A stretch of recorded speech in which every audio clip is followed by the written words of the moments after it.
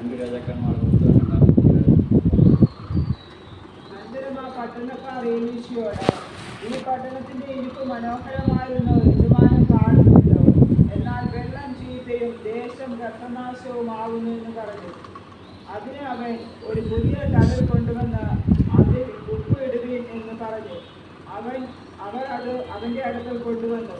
അവൻ വീടുകളിന്റെ അടുക്കൽ ചെന്ന് അതിൽ ഉപ്പ് ഇട്ടു. ഞാൻ ഈ വെള്ളം മദ്യമാക്കി ഇരിക്കുന്നു, ഇനി ഇതിനാൽ മരണവും ഗർഭനാശവും ഉണ്ടാകില്ലെന്ന് യഹോവ അരുളിച്ചെയ്യുന്നു എന്ന് പറഞ്ഞു. എലീശ പറഞ്ഞതുപോലെ ആ വെള്ളം ഇന്നുവരെ പദ്യമായി തന്നെ ഇരിക്കുന്നു. നമ്മൾ വായിച്ചത് 2 രാജാക്കന്മാരുടെ പുസ്തകം 19-ാം അധ്യായം 22-ാം വാക്യം വരെ. നമുക്കറിയാം, ഏലിയാവിൻ്റെ കൈക്ക് വെള്ളം ഒഴിച്ചു കൊടുത്ത ബാല്യക്കാരനായിരുന്ന എലീശ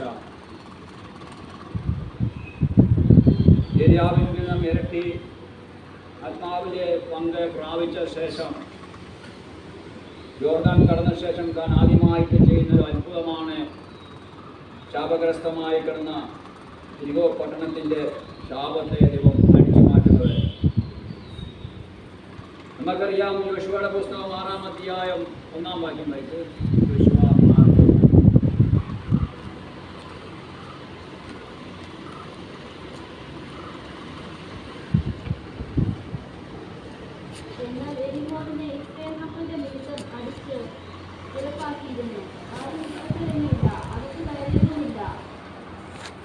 6. ഇസ്രായേൽ മക്കൾ നിമിത്തമായിട്ട് യെരിഹോ പറഞ്ഞത് എന്താണ്? അവരടച്ച് ഉറപ്പാക്കിയിരുന്നു, ആരും അകത്തും പുറത്തും ഇറങ്ങാതെ ഇസ്രായേൽ മക്കൾ അവിടെ കടക്കരുതെന്ന് പറഞ്ഞ് അടച്ചുറപ്പാക്കിയിരിക്കുക. നമുക്കറിയാം, യെരിഹോ കോട്ട അത് ഒരു ദിവസം കൊണ്ട് പണിത് പൊക്കിയൊന്നുമല്ല, വർഷങ്ങൾ കൊണ്ട് പൊക്കി പണിത് ഉറപ്പിച്ചൊരു കോട്ടയാണ്. കാരണം അവർക്കറിയാം, ഇസ്രായേൽ ജനം ദൈവത്തിൻ്റെ ജനം ഇതിലെ ഈ വഴി കടന്നു വരും. അതുകൊണ്ട് കടന്നു പോകുമ്പോൾ ഒരു വിധത്തിലും അവർ കടക്കരുതെന്ന് പറഞ്ഞ് അവർ ബലപ്പെടുത്തി ഉറപ്പിച്ചൊരു പട്ടണത്തിന്റെ മതിലാണ് യെരിഹോ കോട്ടയാണ്. വർഷങ്ങൾ കൊണ്ട് ഒത്തിരി ജനത്തിന്റെ അധ്വാനം കൊണ്ട് ബലപ്പെടുത്തി ഉറപ്പിച്ചൊരു കോട്ട.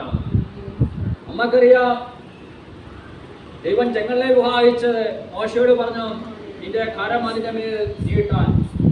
നമ്മളെ മറ്റേ വേദഭാഗം വായിക്കുമ്പോൾ മോശയുടെ കരത്തിൻ്റെ മീത് ദൈവത്തിൻ്റെ ഭുജബലം ഇറങ്ങി വന്ന് ചെങ്കടലിനെ വിഭാഗിച്ചു.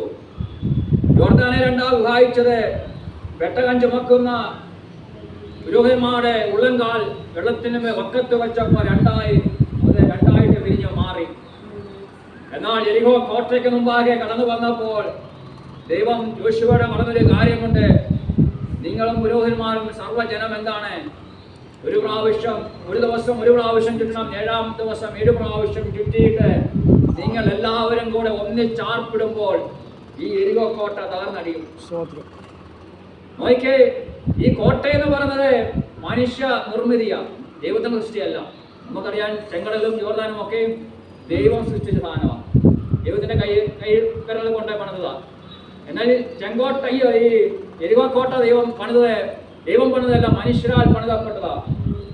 നോക്കിക്കേ, ഈ മനുഷ്യർ ദൈവത്തിന്റെ മക്കൾ ദൈവത്തിന്റെ വാഗ്ദത്ത നിവൃത്തിക്കായി കടന്നു വരുമ്പോൾ, ദൈവത്തിന്റെ പ്രവൃത്തിക്കായി അവർ മുന്നോട്ട് ദൈവത്തിന്റെ വാക്ക് കേട്ട് അവർ പുറപ്പെട്ടു വരുമ്പോൾ, നോക്കിക്കേ, മനുഷ്യർ അവരുടെ കൈയാൽ കെട്ടിപ്പണിതിരിക്കുന്ന കോട്ട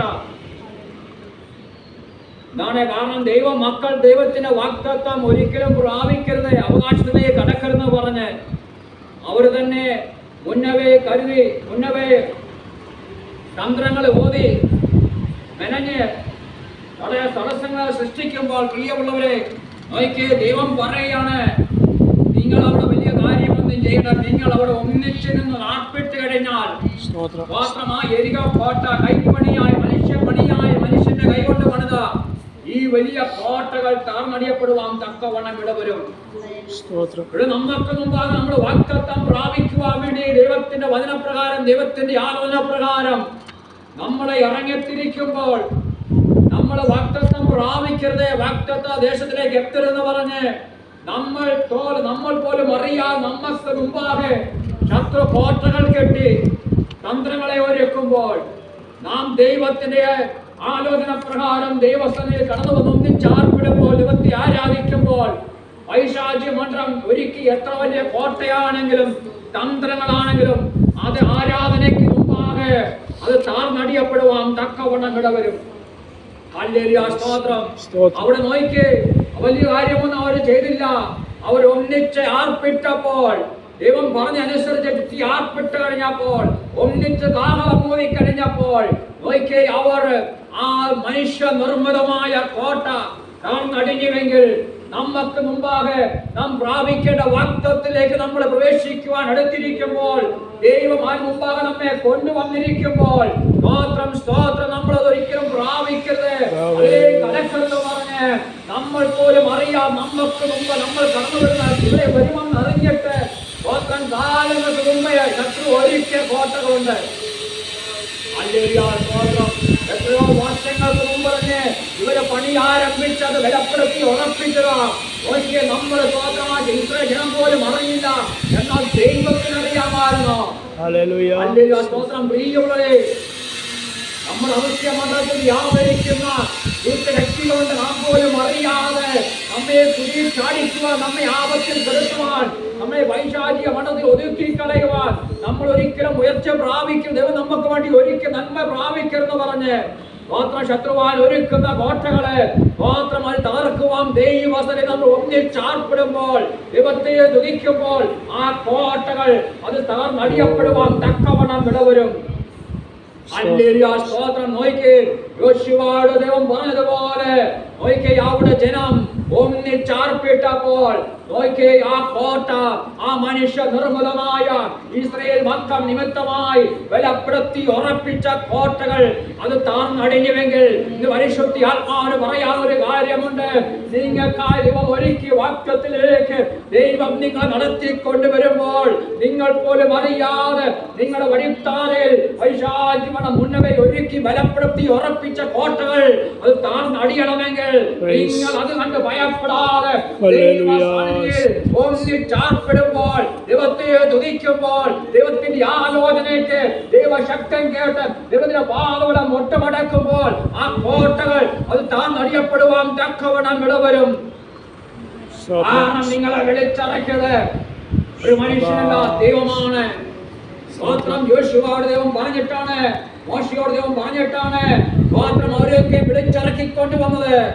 അവിടെ കൈക്കീഴിയായിരിക്കുമ്പോൾ ദൈവത്തിന്റെ ശക്തം കേട്ട് ദൈവശക്തം കേട്ട് മോശയും യോശുവയും അനുസരിക്കുമ്പോൾ സ്തോത്രം അവിടെ ദൈവശക്തം കേട്ട് അനുസരിച്ചത് ഫലമായിട്ട് അവർക്ക് വിരുദ്ധമായി എഴുന്നേറ്റിരുന്ന ബലപ്പെടുത്തി ഉറപ്പിച്ച കോട്ടകൾ താർന്നടിഞ്ഞുവെങ്കിൽ പ്രിയമുള്ള ഇന്ന് ഭാഷയും പരിശുദ്ധാത്മാവ് ദൈവസഭയോട് പറയാനൊരു കാര്യമുണ്ട്. നിങ്ങൾ ദൈവത്തിന് ആലോചനയ്ക്ക് കൂട്ടുനിൽക്കുന്നുവെങ്കിൽ, നിങ്ങൾ ഒന്നിച്ചാർപ്പിടുമ്പോൾ, നിങ്ങൾ ഒന്നിച്ചാരാധിക്കുമ്പോൾ, ദൈവത്തെ തുതിക്കുമ്പോൾ അവൻ എത്ര ബലപ്പെടുത്തി ഉറപ്പിച്ച ഇരുമ്പു ചങ്ങലയാണെങ്കിലും അത് താർന്നടിയപ്പെടുവാൻ തക്കവണ്ണം ഇടവരും. നമുക്കറിയാം പത്രോസിന് കാനകത്തിൽ അടച്ചു പൂട്ടി അത് ഇരുമ്പു ചങ്ങല കൊണ്ട് കൂട്ടിയപ്പോൾ നോക്കിയ ദൈവത്തിന് ദൂതനോട് ഇറങ്ങിയപ്പോൾ അത് സ്വയമേ അടിഞ്ഞു മാറ്റപ്പെടുവാൻ ഇരുമ്പ് വാതിൽ സ്വയം തുറക്കപ്പെടുവാൻ ഇടവന്നുവെങ്കിൽ പ്രിയമുള്ളവരെ, നാം ദൈവത്തിന്റെ സന്നിധിയിൽ ദൈവത്തെ ഭയപ്പെടാൻ മുട്ടുമടക്കുമ്പോൾ കാത്തിരിക്കുമ്പോൾ ദൈവം നമുക്ക് വേണ്ടി പ്രവർത്തിക്കുവാൻ അവൻ തന്നെ ദൂതനെ അയച്ച് നമുക്ക് വേണ്ടി വാതിൽ തുറക്കാൻ ദൈവമാണ്. സ്തോത്രം, സ്തോത്രം. നോക്കിയേ, ഇവിടെ നമുക്കറിയാം ദൈവജനം നിമിത്തമായി അവരെ കെട്ടി ഉറപ്പിച്ച എരിയോ കോട്ടയം യോശുവാവിനെ ശപിക്കുവാൻ തക്കവണ്ണം ഇടയായിരുന്നു. അതിന്റെ 6-ാം അധ്യായം അവസാനത്തെ വാക്യം 26-ാം വാക്യം. അക്കാലത്ത് യോശുവ ശപഥം ചെയ്തു, ഈ യെരിഹോ പട്ടണത്തെ പണിയുവാൻ തിരിയുന്ന മനുഷ്യൻ യഹോവയുടെ മുമ്പാകെ ശപിക്കപ്പെട്ടവൻ. അവൻ അതിന്റെ അടിസ്ഥാനം ഇടുമ്പോൾ അവന്റെ മൂത്ത് മകൻ നഷ്ടമാകും, അതിന്റെ കടവ് കെടുക്കുമ്പോൾ ഇടയം അവന് നഷ്ടമാകും എന്ന് പറയും. ദൈവീയ വാക്തത്വങ്ങൾക്ക് വിരുദ്ധമായി പൈശാചി മണ്ഡലം ഊരാക്കൂട് കൊരുക്കുമ്പോൾ അവനെ തടുത്തപ്പോൾ ദൈവത്തിന്റെ ഭക്തനായ യോശുവ ആ ദേശത്തെ ശപിക്കുവാൻ തക്കവണ്ണം ഇടയായിരുന്നു. ഇവിടെ പറയാണ് ഈ എരികോ പട്ടണത്തെ പണിയുവാൻ തുനിയുന്ന മനുഷ്യൻ യഹോവയുടെ മുമ്പാകെ ശപിക്കപ്പെട്ടവൻ. അവൻ അതിന്റെ അടിസ്ഥാനം ഇടുമ്പോൾ അവന്റെ മൂത്ത മകൻ നഷ്ടമാകും, അതിന്റെ കഥയെ തുടുക്കുമ്പോൾ ഇളയ മകനും നഷ്ടമാകും.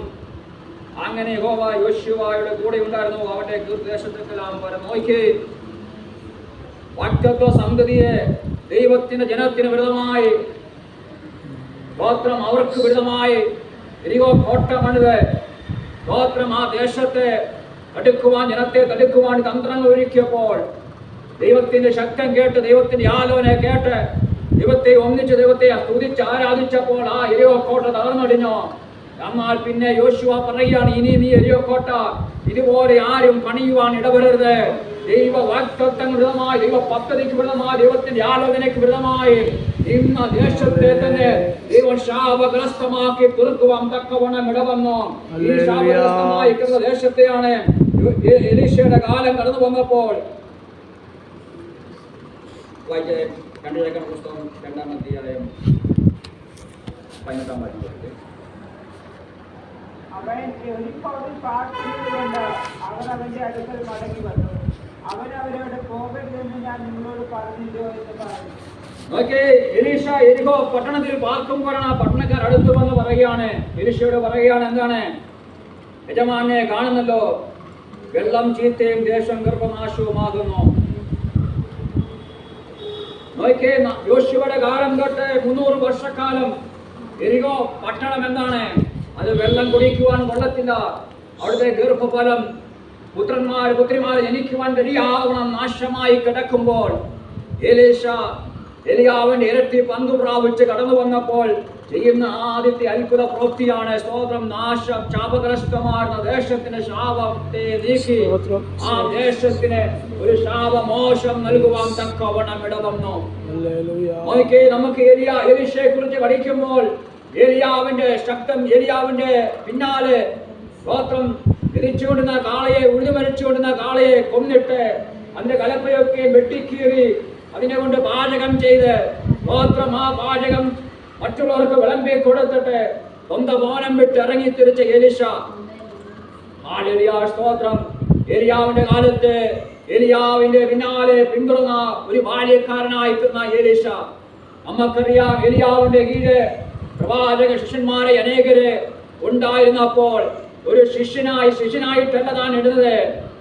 ഏലിയാവിനെ ശുശ്രൂഷിക്കുന്ന ബാലകനായിരുന്ന എലീശ.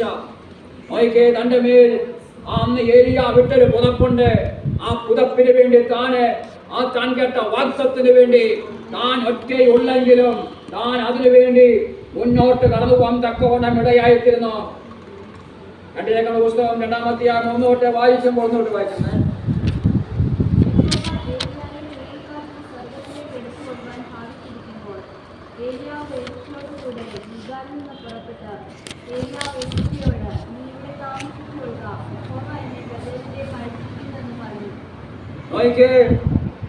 ഗിൽഗാലിൽ താമസിക്കുമ്പോൾ എലിയാവ് പറയാണ്, എന്നെ ബഥേലിലേക്ക് ദൈവം അയച്ചിരിക്കുന്നു, അവിടേക്ക് ഞാൻ പോകുന്നു. അപ്പോൾ എലീശ പറയുകയാണ്, യഹോവയാണ്, ജീവനാണ്, ഞാൻ നിന്നെ വിടത്തില്ല. നോക്കിയേ, ഏലിയാവിന്റെ പിന്നാലെ എലീശ പിൻപറ്റുകയാണ്. ബഥേലിൽ ചെന്നപ്പോഴും എലിയാവ് അവനോട് പറയുക, എന്നെ ബഥേലിലേക്ക് ബഥേലിനെ എരിഹോവിലേക്ക് അയച്ചിരിക്കുന്നു. അപ്പോൾ കൂടെയുള്ള 50 ശിഷ്യന്മാരെ കൂടെ പറയുന്നുണ്ട്. 4-ാം വാക്യം വായിച്ചേ, അല്ല 3-ാം വാക്യം. പ്രവാചക ശിഷ്യന്മാർ എലീശയുടെ അടുക്കൽ പുറത്തു വന്നവരോട്, യഹോവ ഇന്ന് നിന്റെ യജമാനെ നിന്റെ തലക്കൽ നിന്ന് എടുത്തുകൊള്ളുമെന്ന് നീ അറിയുന്നുവോ എന്ന് ചോദിച്ചു. അതിന് അവൻ, അതെ, ഞാൻ അറിയുന്നു, നിങ്ങൾ മിണ്ടാതിരിക്കുന്നതാണ്. പ്രവാചകന്മാര് പറയാ, നിന്റെ യജമാനെ നിന്റെ തലയ്ക്ക് നിന്ന് എടുത്തുകൊള്ളുമെന്ന് നീ ഇന്ന് അറിയുന്നുവോ? എലീശ പറയാ, ഞാൻ അറിയുന്നു. അതിനുശേഷം നമുക്കറിയാം, എലീശയും കൂട്ടി എരിഹോ കടക്കുന്നു. എരിഹോ കടന്നിട്ട് എരിഹോ ചെല്ലുമ്പോൾ പറയുന്നു, യോർദാനിൽ കടക്കുന്നു. യോർദാൻ കടന്ന് എലിയാവും എലീശയും സ്തോത്രം യോർദാനെ അക്കരെ കടന്നു പോകാൻ തക്കവണ്ണം ഇടയായിരുന്നു. നമുക്കറിയാം, യോർദാന്റെ കരവിൽ ചെല്ലുമ്പോൾ 50 ശിഷ്യന്മാർ അവനെ നോക്കിയിട്ട് പറയുന്നുണ്ട്,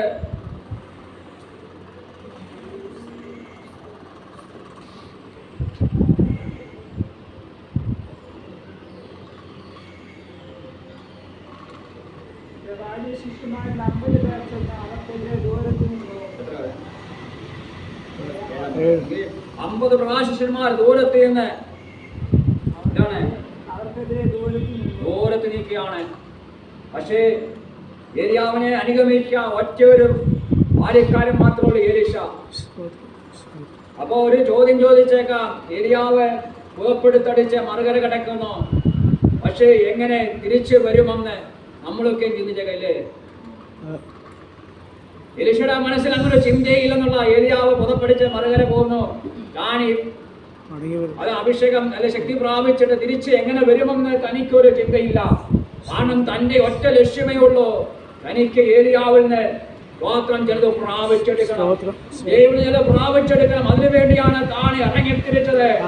അങ്ങനെയാണെങ്കിൽ നോക്കി 50 പേര് ദൂരത്ത് നിൽക്കുമ്പോൾ സ്തോത്രം അവർക്കാർക്കുമില്ലാത്ത ഒരു ചിന്ത, അവർക്കാർക്കുമില്ലാത്തൊരു ആഗ്രഹം, അവർക്കാർക്കുമില്ലാത്ത ഒരു ഇച്ഛാശക്തി. തന്നെ തടുക്കുവാൻ ആർക്കും കഴിഞ്ഞില്ല. ജോർദാനെ തടുക്കുവാൻ അവർ കഴിഞ്ഞില്ല. മറക്കറിയാം കലങ്ങി മറിയുന്ന ജോർദാൻ ഒക്കെ വേര് വിളയിക്കുമ്പോൾ കൊയ്ത്ത് കാലത്ത് കരകവിഞ്ഞൊഴുകുന്ന ജോർദാൻ, അതിനെ ഭയപ്പെടുത്തുന്ന അവസ്ഥകളെ കടന്നു പോകുമ്പോൾ ഏലീശ അതൊന്നും കണ്ടു ഭയപ്പെട്ടില്ല. ആരുടെയും വാക്കുകൾക്ക് ഏലീശ കടന്നുപോയില്ല. നമ്മുടെ ജീവിതത്തിലും ദൈവ വാഗ്ദത്തം കേട്ട വ്യക്തിയാണെങ്കിൽ, ദൈവത്തിന്റെ ആലോചന നമ്മുടെ ഹൃദയത്തിൽ ഉണ്ടെങ്കിൽ, മാത്രം മറ്റുള്ളവർ ആരും നമ്മുടെ കൂടെ ഇല്ലെങ്കിൽ നാം ഒറ്റപ്പെട്ടു പോയാലും ആ വാഗ്ദത്തത്തിന് വേണ്ടി നാം ഒറ്റയ്ക്ക് നിൽക്കേണ്ടതായിട്ട് വരും. ഏലീശയ്ക്ക് ആരും ഒരു ആലോചന പറയുവാൻ കൂട്ടു നിൽക്കുവാൻ ആരും ഉണ്ടായിരുന്നില്ല. സ്തോത്രം ഒന്ന് സപ്പോർട്ട് ചെയ്യാൻ ആരും ഉണ്ടായിരുന്നില്ല. നല്ലൊരു വാക്ക് പറയാൻ ആരും ഉണ്ടായിരുന്നില്ല. എന്നാൽ നോക്കി ഏലീശയ്ക്ക് ഒറ്റ ഒരു ആഗ്രഹമേ ഉള്ളൂ, ഏലിയാവിൽ നിന്ന് എടുക്കുന്നും പേർ ചെന്ന് പ്രാപിച്ചെടുക്കണം. അതിനുവേണ്ടിയാണല്ലോ സ്തോത്രം താൻ ഭവനം വിട്ടിറങ്ങിയത്. തന്റെ കാളയെ കൊന്നിട്ട് തന്റെ കലപ്പയെ ഇല്ലാതാക്കി തീർത്തിട്ട് സകലവും ഉപേക്ഷിച്ചിറങ്ങിയത് ദൈവത്തിൽ നിന്ന് ചെന്ന് പ്രാപിക്കുവാൻ. എന്നാൽ 50 പേർക്ക് ഇതൊന്നും ആവശ്യമില്ലാതെ അവിടെ നിൽക്കുമ്പോൾ എലീശ നോക്കി ആഗ്രഹത്തോടെ മുന്നോട്ട് കടന്നു പോകാൻ തക്കവണ്ണം ഇടയായിരുന്നു. അത് പ്രാപിക്കാൻ ഞാൻ മടങ്ങി വരത്തുള്ളൂ.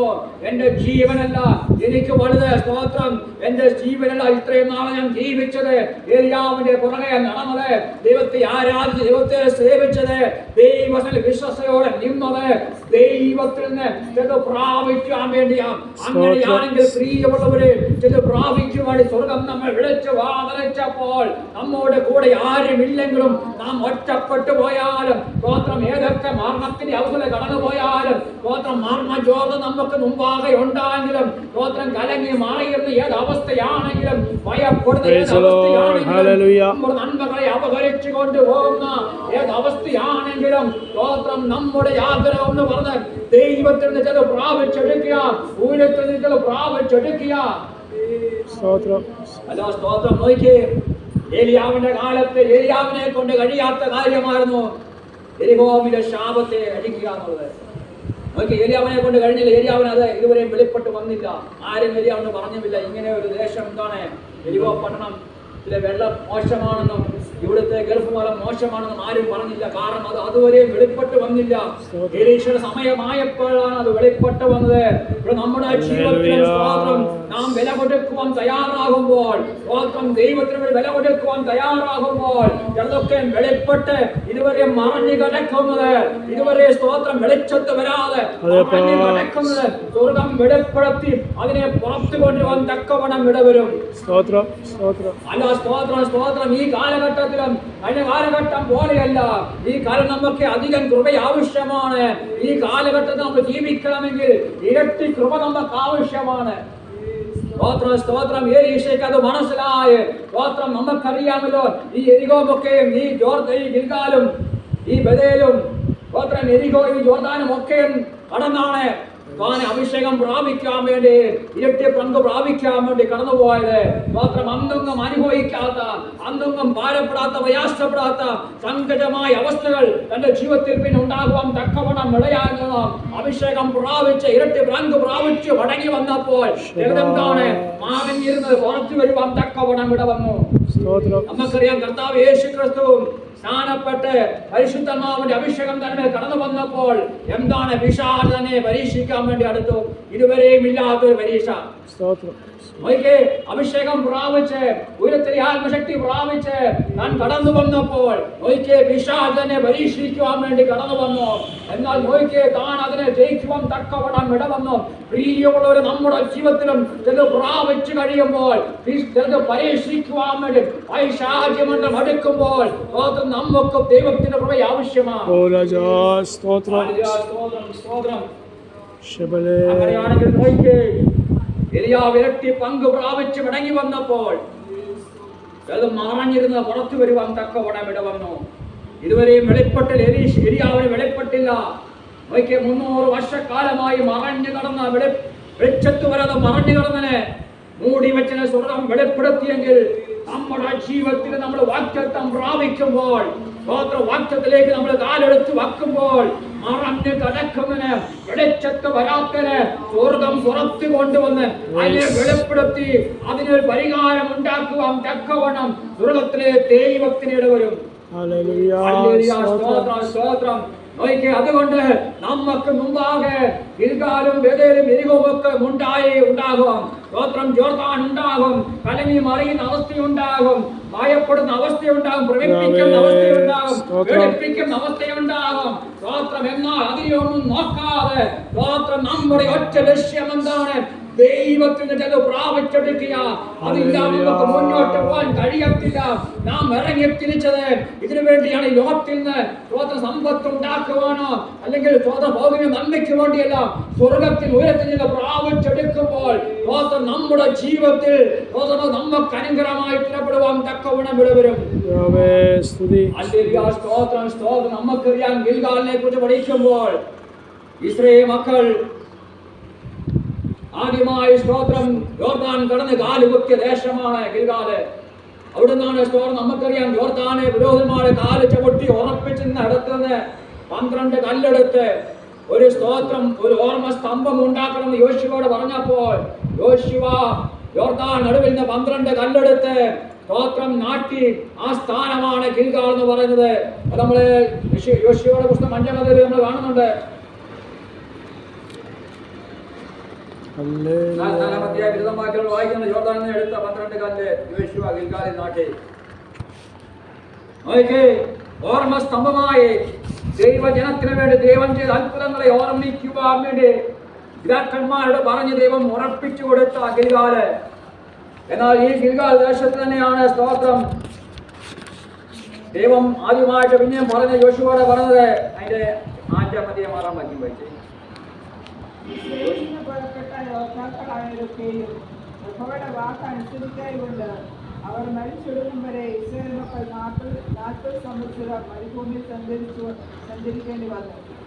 നമുക്ക് തരുമെന്ന് യഹോവ പിതാക്കന്മാരുടെ സത്യം ചെയ്ത ദേശമായി കാലും തേനും വീഴുന്ന ദേശമാരെ കാണിക്കയിലെന്ന് യഹോവ അവരോട് സത്യം ചെയ്തിരുന്നു. എന്നാൽ അവർക്ക് അവൻ എഴുന്നേൽപ്പിച്ച പുത്രന്മാരെ യോശുവ പരിചരണം ചെയ്തു. അവരെ പ്രയാണത്തിൽ പരിചരണം ചെയ്തതുകൊണ്ട് അവർ അത്ഭുതങ്ങളിലായിരുന്നു.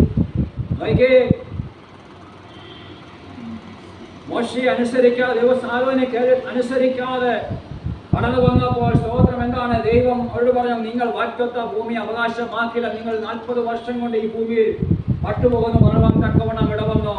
അതിനുശേഷം ഇവിടെ പറയുകയാണ് സ്തോത്രം, മരുഭൂമിയിൽ ജനിച്ച കുഞ്ഞുങ്ങളെ സ്തോത്രം ഈ ഗിൽഗാലിൽ എത്തുവോളം അവരെ മോശ പരിച്ഛേദന ചെയ്തിട്ടില്ല. ദൈവം അവരോട് പറഞ്ഞില്ല പരിച്ഛേദന ചെയ്യണമെന്ന്. കാരണം മനുഷ്യനക്കേട് നിമിത്തമായിട്ട് തലമുറയെ പരിച്ഛേദന ചെയ്യാതെ മാറ്റി നിർത്തിയപ്പോൾ അവിടെ ഗിൽഗാലിൽ കടന്നു വന്നപ്പോൾ ദൈവം ആദ്യം പറയുന്ന കാര്യമാണ് എന്താണ്? നിങ്ങൾ പരിച്ഛേദന ഏൽക്കാത്തവർ ദൈവത്തിൽ നിന്ന് പരിച്ഛേദന ഏൽക്കണം, നിയമത്തെ ഉറപ്പിക്കണം. നിങ്ങളുടെ സ്തോത്രം ദൈവം നിങ്ങളോട് പറഞ്ഞ കൽപ്പന അനുസരിക്കണം പറയാൻ തക്കവണ്ണം ഇടയാകുന്നു. അവിടെ നോക്കിയാൽ നമ്മളെ 9-ാം വാക്യത്തിൽ വായിക്കുമ്പോൾ 8-9 വായിക്കുമ്പോൾ സർവ്വജനത്തിന് പരിച്ഛേദന ഏറ്റുകഴിഞ്ഞപ്പോൾ യഹോവയോട് പറയുകയാണ്, ഇന്ന് ഞാൻ മിസ്രയീമിൽ നിന്ന് നിങ്ങൾ ഉരുട്ടിക്കളഞ്ഞിരിക്കുന്നു. നോക്കിക്കേ, ഇതുവരെയും ആ ജനം എന്താണ്? മിസ്രയീമിന്റെ നിന്ന അവർ വഹിക്കുകയായിരുന്നു. സ്തോത്രം. മിസ്രയീമിൽ അടിമകളെന്ന ഒരു നിന്ന അവർ വഹിക്കുകയായിരുന്നു. സ്തോത്രം. സ്തോത്രം.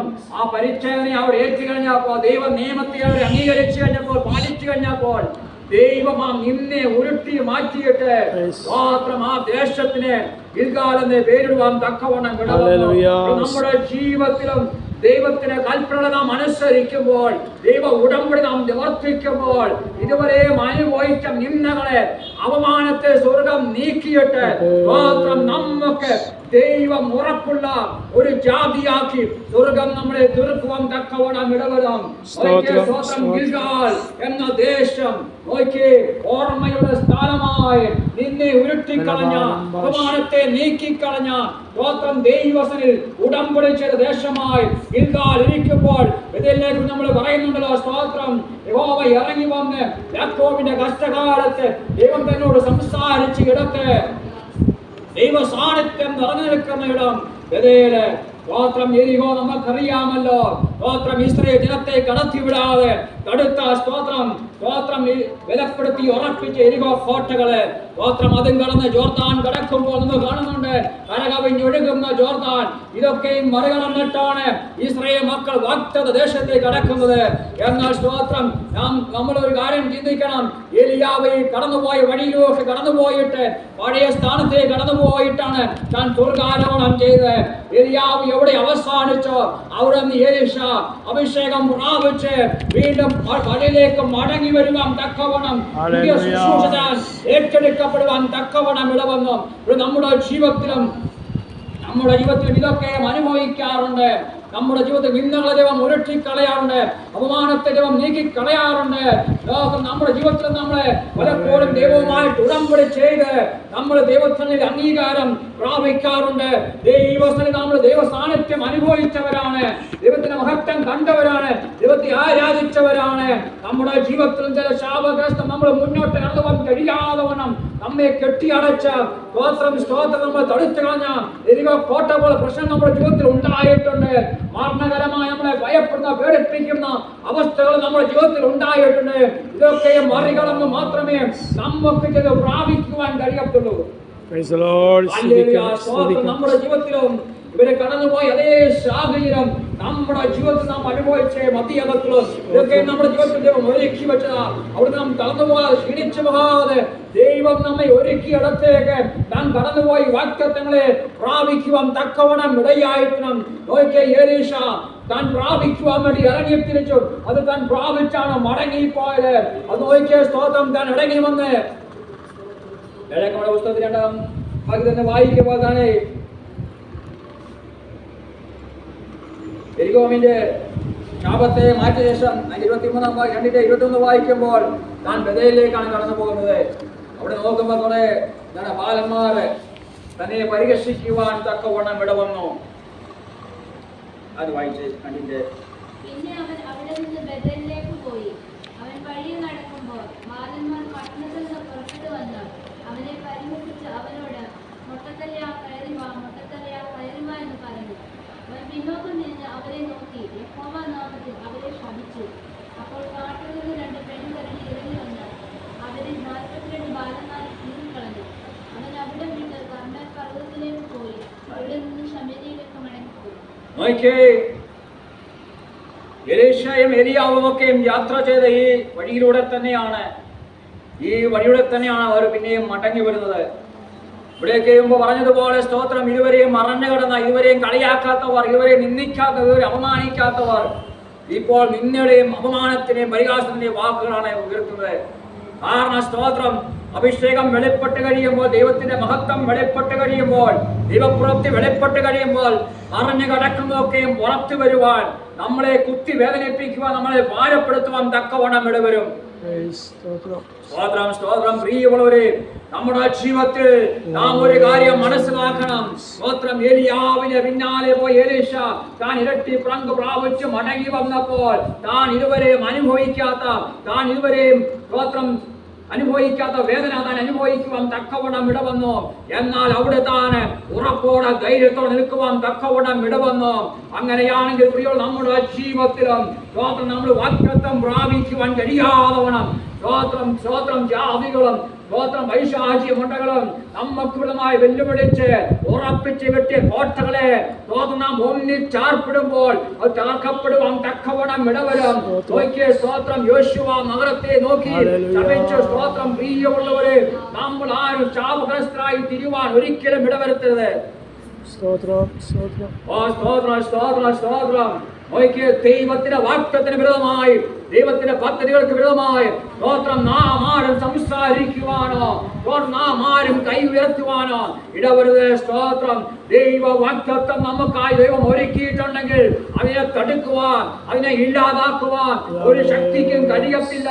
സ്തോത്രം നമ്മളറിയാം, 2-ാം സംഘത്തിൽ വായിക്കുന്നത് യഹോവയ്ക്കും അവന്റെ ഐശ്വര്യത്തിന് വിരുദ്ധമായി ഭൂമി രജകം എഴുന്നേൽക്കുകയും അധിപതികൾ തമ്മിൽ കൂടി ആലോചിക്കുകയും അവിടെ കെട്ടുകളെ പൊട്ടിക്കുക, അവിടെ കലകളെ അടച്ചു കളയുക, തൃണത്തിൽ വസിക്കാൻ ജനിക്കുന്നു. കർത്താവ് അവരെ നോക്കി പരിഹസിക്കുന്നു. യഹോവയ്ക്കും അവന്റെ ഐശ്വര്യത്തിന് വിരുദ്ധമായി സംസാരിപ്പാൻ നാം ഒരിക്കലും ഇടവരുത്. ശാപഗ്രസ്തമായി തിരപ്പെടുവാൻ തക്കവണ്ണം ഇടവരും. ഇവിടെ നോക്കി ഈ അഭിഷേകം പ്രാപിച്ചു വന്ന എലീശയെ നോക്കി കളിവാക്കുകൾ പറഞ്ഞ് കളിയാക്കുവാൻ, നിന്ദിക്ക് അവമാനിക്കുവാൻ ഇടവന്നതിന് ഫലമായിട്ട് ആ തലമുറകൾ ശാപഗ്രസ്തമായി തീർന്ന് നോക്കി പെൺകള്ളികൾ പുറപ്പെട്ടു വന്ന് നോക്കി അവരെ തീരിക്കളഞ്ഞ് അവരെ കൊന്നുകളാൻ തക്കവണ്ണം ഇടവന്നു. സ്തോത്രം. വെറുതെ ഒരു വാക്ക് പറഞ്ഞതേ ഉള്ളൂ. ഇരട്ടി പങ്ക് പ്രാപിച്ചു വന്ന എലീശ തനിക്ക് വിരുദ്ധമായി ഉയർന്നു വന്ന തന്ത്രങ്ങളെ താനെ എതിർക്കുവാൻ തക്കവണ്ണം ഇടവന്നു. താൻ അത് കണ്ട് ഭയപ്പെട്ടു പോയില്ല, പേടിച്ചു പോയില്ല. താൻ ജോർദാനെ കണ്ട് ഭയപ്പെട്ടില്ല, പേടിച്ചില്ല. മർമ്മ ജോർദാൻ തന്നെ ഭയപ്പെടുത്തിയപ്പോൾ, പേടിപ്പിച്ചപ്പോൾ സ്തോത്രം താൻ അതിനെ ഭയച്ചു നിൽക്കാതെ ധൈര്യത്തോടെ മുന്നോട്ട് കടന്നുപോയി. നമ്മുടെ ജീവിതത്തിലും വാഗ്ദത്തം പ്രാപിക്കുവാൻ ദൈവം നമ്മെ വിളിച്ചിരിക്കുന്ന ഒറ്റയ്ക്കാണ്. നമുക്കറിയാം, അബ്രഹാമിനെ വിളിച്ചിറക്കിയത് ഒറ്റയ്ക്കാ. താൻ മാത്രമേ ദൈവശബ്ദം കേട്ടിട്ടുള്ളൂ, താൻ മാത്രമേ അതനുസരിച്ചുള്ളൂ. തന്നെ അനുഗമിച്ച് തന്റെ ഭാര്യയും തന്റെ സഹോദരന്റെ പുത്രന്മാരും തന്നെ അനുഗമിക്കുമ്പോൾ അവരൊക്കെ വിട്ടുമാറിപ്പോയപ്പോഴും താൻ ഒറ്റയ്ക്ക് നിൽക്കുവാൻ തക്കവണ്ണം ഇടവന്നു. നമ്മുടെ ജീവിതത്തിലും ദൈവവാഗ്ദത്തം നമ്മൾ കേൾക്കുന്നത്, നമ്മൾ വ്യക്തിപരമായി കേട്ടിരിക്കുന്ന വാഗ്ദത്തമുണ്ട്. സ്തോത്രം. അതിനെ എതിർക്കുവാനോ എതിർപ്പറയുവാനോ ആർക്കും കഴിയത്തില്ല. ആ നാം കേട്ട വ്യക്തിപരമായി കേട്ട വാഗ്ദത്തം നമുക്ക് ഉറച്ചു നിൽക്കുവാൻ കഴിയണം. നമുക്ക് ചിലപ്പോൾ ആലോചന പറയുവാൻ, ഒരു നല്ല വാക്ക് പറയുവാൻ, ഒരു സപ്പോർട്ട് ചെയ്യാൻ ആരും കാണത്തില്ല. എന്നാൽ സ്തോത്രം ദൈവസന്നിധിയിൽ ഉറച്ചു നിൽക്കുന്നവരെ മാത്രമേ അത് പ്രാപിച്ചെടുക്കുവാൻ കഴിയത്തുള്ളൂ. എലിയാവിനെ നോക്കി, എലീശയെ നോക്കി 50 പേര് ദൂരത്ത് നിന്ന് സ്തോത്രം അതിവിധം പറഞ്ഞപ്പോൾ കളിയാക്കി കാണുമായിരിക്കാം. സ്തോത്രം എലിയാവിന്റെ പുറകെ പോവാൻ ഇപ്പം കിട്ടുമായിരിക്കുമെന്നൊക്കെയും പറഞ്ഞ് സ്തോത്രം അവിടെ കൊണ്ട് അവസാനിക്കത്തേയുള്ളൂ. ഈ ജോർദാൻ എങ്ങനെ മറുകര കലക്കുമെന്ന് ചിന്തിച്ചിട്ടില്ല. എന്നാൽ പ്രിയമുള്ള നമ്മുടെ ജീവിതത്തിലും നാം സ്തോത്രം ദൈവത്തിന്റെ മുഖത്തേക്ക് നോക്കി ഇറങ്ങിയ വ്യക്തിയാണെങ്കിൽ, നാം അതിവിധം കണ്ട് ഭയപ്പെട്ട് ഭാരപ്പെട്ട് പ്രയാസപ്പെട്ട് ചങ്കലപ്പെട്ട് പോകാതെ ദൈവത്തിൽ അടിയുറച്ച് വിശ്വസിക്കുന്ന വ്യക്തിയാണെങ്കിൽ സ്തോത്രം വിശ്വാസത്താൽ മലകൾ മാറുവാൻ തക്കവണ്ണം, കുന്നുകൾ താങ്ങപ്പെടുവാൻ തക്കവണ്ണം ഇടവരും. സ്തോത്രം. എലീശ അതിവിധം കണ്ട് ഭയപ്പെട്ടില്ല. താൻ കേട്ടത് സ്തോത്രം താൻ പ്രാപിച്ചത് അത് പ്രാപിക്കുവാൻ വേണ്ടി എലിയാവിന്റെ പുറകെ ഓടിയെങ്കിൽ നമുക്കും നാം കേട്ടതിന്റെ പുറകെ ആ ദൈവത്തിന്റെ പുറകെ നമുക്ക് ഓടുവാൻ, നമ്മെ പരാജയപ്പെടുത്തുവാൻ, നമ്മെ ക്ഷീണിപ്പിക്കുവാൻ, നമ്മെ മടുപ്പിക്കുവാൻ നമ്മോട് കൂടെയുള്ളവർ, നമുക്ക് സഹായമായി തീരേണ്ടവർ പോലും നമ്മെ സ്തോത്രം ഇല്ലായ്മ ശ്രമിക്കുമ്പോൾ പ്രിയമുള്ളവര് മുമ്പേ പറഞ്ഞതുപോലെ അതിവിധം കണ്ട് കേട്ട് നാം ക്ഷീണിച്ചു പോകാതെ നാം കേട്ട വാക്തത്തിനായി ക്ഷമയോടെ കാത്തിരിക്കുന്നുവെങ്കിൽ നമുക്കും അതിന് ഇരട്ടി പങ്ക് പ്രാപിച്ച് നമുക്ക് ബലപ്പെടുവാൻ കഴിയും. അങ്ങനെയാണെങ്കിൽ എലീശ എലിയാവിനെ പ്രാപിച്ചതുപോലെ നമുക്കും പ്രാപിപ്പാൻ തക്കവണ്ണം ഇടയായിത്തീരും. നമുക്ക് മുമ്പാകെ മരണ ജോർദാൻ ഉണ്ടാകും, കലങ്ങി മറിയുന്ന അവസ്ഥയുണ്ടാകും, പ്രശ്നങ്ങളും സങ്കടവും ഉണ്ടാകും. എന്നാൽ അതുകൊണ്ട് ഭയപ്പെടാതെ മാത്രം ദൈവത്തിലേക്ക് നോക്കുവാൻ തക്കവണ്ണം ഇടയായിത്തീരും.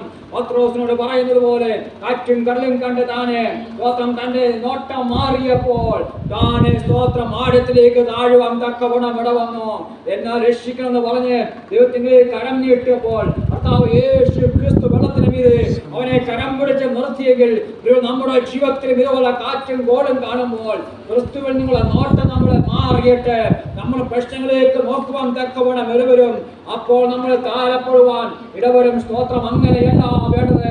ഏതൊക്കെ പ്രശ്നമുണ്ടെങ്കിലും ഏതൊക്കെ സാഹചര്യമുണ്ടെങ്കിലും നമ്മെ വിളിച്ചിറക്കിയ ദൈവത്തിന്റെ മുഖത്തേക്ക് നോക്കി തന്നെ യാത്ര ചെയ്യുവാൻ തക്കവണ്ണം ഇടവണം.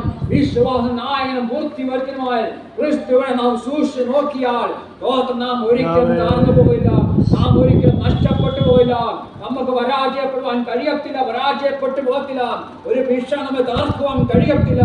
കാരണം വിശ്വാസം നായകൻ നമ്മുടെ കർത്താവ് യേശു ക്രിസ്തു, അവൻ മാത്രമാണ് പൂർത്തീകരിക്കുന്നവൻ, നമ്മെ സ്ഥിരപ്പെടുത്തുന്ന അവൻ മാത്രമാണ്. അങ്ങനെയാണെങ്കിൽ പരിശുദ്ധാത്മാവ് ആരോട് വിളിച്ചു പറയുന്ന ഒരു കാര്യമുണ്ട്, നീ വിശ്വാസ നായകനും പൂർത്തിവർദ്ധനുമായ ക്രിസ്തുവിനെ നോക്കി കാറ്റും കോളും കണ്ട് നോക്കാതെ ക്രിസ്തുവിന്റെ മുഖത്തേക്ക് നോക്കി മുമ്പോട്ട് പോകുന്നുവെങ്കിൽ നിന്റെ വാക്തത്വ പ്രാപ്തി അത് പൂർത്തീകരിക്കുന്നവൻ നിന്നോട് കൂടെ അത് സഹായിക്കുവാൻ തക്കവണ്ണം ഇടവരുമെന്ന് പരിശുദ്ധി ആത്മാവ് ഈ സമയം ആലോചന പറയുന്നു. പലപ്പോഴും നാം ഒറ്റയുള്ളാതിരിക്കാം, കൂടെ ആരും കാണത്തില്ല. അതുകൊണ്ട് നീ ഭാരപ്പെട്ട് പ്രയാസപ്പെട്ട അവസ്ഥ വേണ്ട. സ്തോത്രം, നിന്നെ വിളിച്ചവൻ, സ്തോത്രം, അനാഥനായി വിടുകയെന്ന വാക്ക് പറഞ്ഞവൻ അവൻ നമ്മോട് കൂടെയുണ്ട്. അതുകൊണ്ട് സ്തോത്രം, യഹോവ നമ്മുടെ സങ്കേതവും കഷ്ടങ്ങൾ ഏറ്റവും തുണയായിരിക്കുന്നു. അങ്ങനെയാണെങ്കിൽ നമ്മോട് തുണയായിരിക്കും, നമ്മൾ സഹായമായിരിക്കുന്ന ആ കർത്താവ് നമുക്ക് കൂടെ ആശ്രയം വെക്കാം. അവനിൽ നിന്ന് ഇരട്ടി അഭിഷേകം ശക്തി പ്രാപിച്ച് ഈ കാലഘട്ടത്തിൽ ജീവിപ്പാൻ തക്കവണ്ണം ദൈവം നമ്മെ ഓരോരുത്തരും ബലപ്പെടുന്നു പറഞ്ഞുകൊണ്ട് ഞാൻ എന്റെ വാക്കുകളെ നിർത്തുന്നു. ദൈവം എല്ലാവരെയും അനുഗ്രഹിക്കുമാറാകട്ടെ.